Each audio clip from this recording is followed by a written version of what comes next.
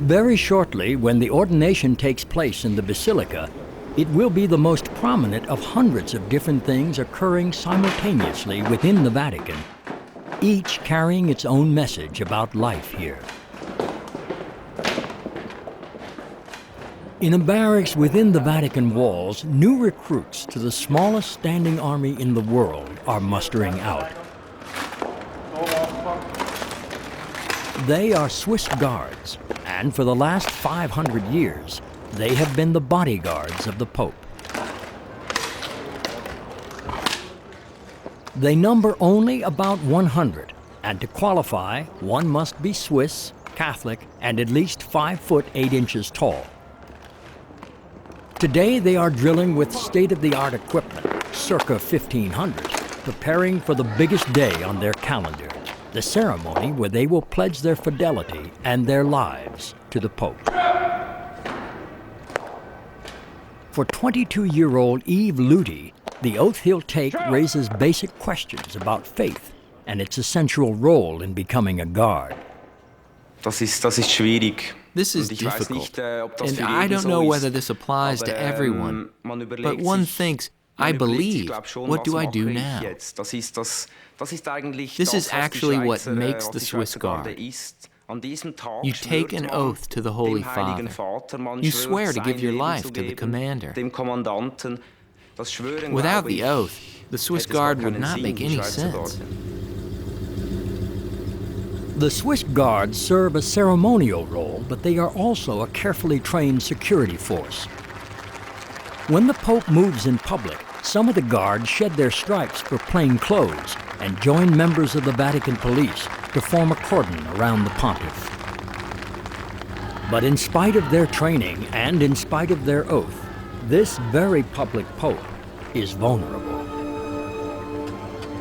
In 1981, during one of his weekly public audiences, Pope John Paul II was greeting people in St. Peter's Square when suddenly shots rang out.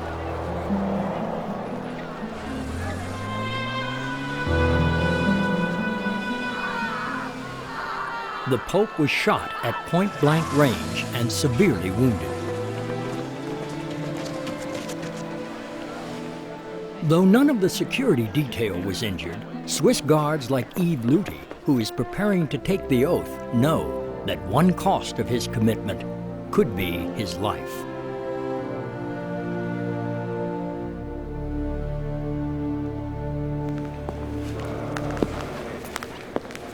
Most guards will never have to face that moment. Instead, they're likely to spend endless hours standing guard in spectacular places like this, the Sala Regia, or Royal Hall.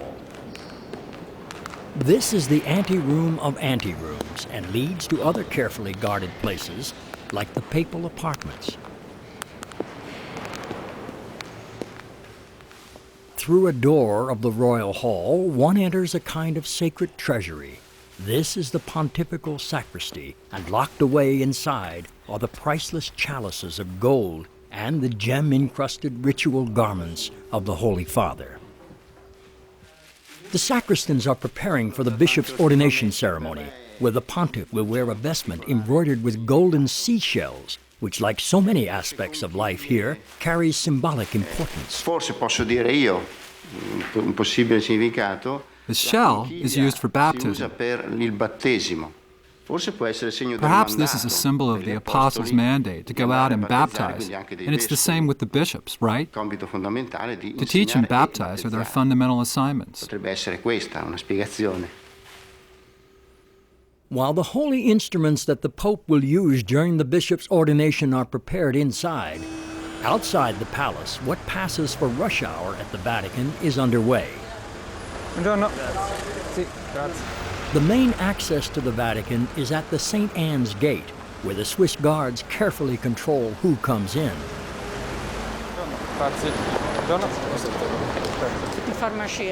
The Vatican is the smallest sovereign state in the world, measuring only about 109 acres. It is ringed with centuries-old walls and entirely surrounded by the city of Rome. But it is a separate nation.